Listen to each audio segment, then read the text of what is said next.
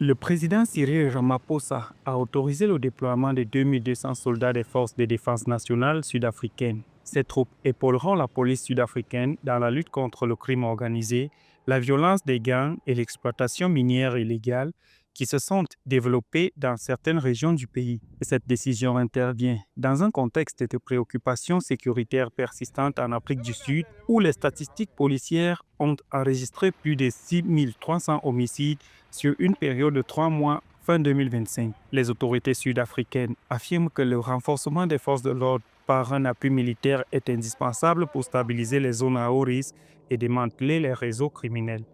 Organized crime is now the most immediate threat to our democracy.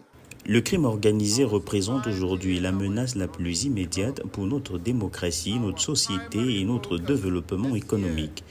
Notre priorité cette année est d'intensifier la lutte contre le crime organisé et les organisations criminelles. L'exploitation minière illégale demeure l'un des principaux défis sécuritaires du pays. Des milliers de mineurs sans papier travaillent dans des puits abandonnés, souvent sous le contrôle de réseaux criminels organisés impliqués dans des affrontements violents et des trafics illicites. Le déploiement militaire, prévu de mars 2026 à mars 2027, vise à endiguer ces activités et à rétablir l'ordre dans les régions minières touchées. People are chased out of their homes.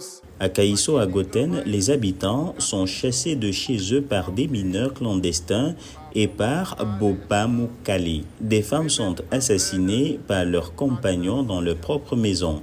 Des criminels paralysent les chantiers de construction. Cela doit changer et cela changera. And will change. Les autorités sud-africaines affirment que cette opération s'inscrit dans une stratégie plus large de renforcement de la sécurité et de restauration de la confiance du public envers les forces de l'ordre.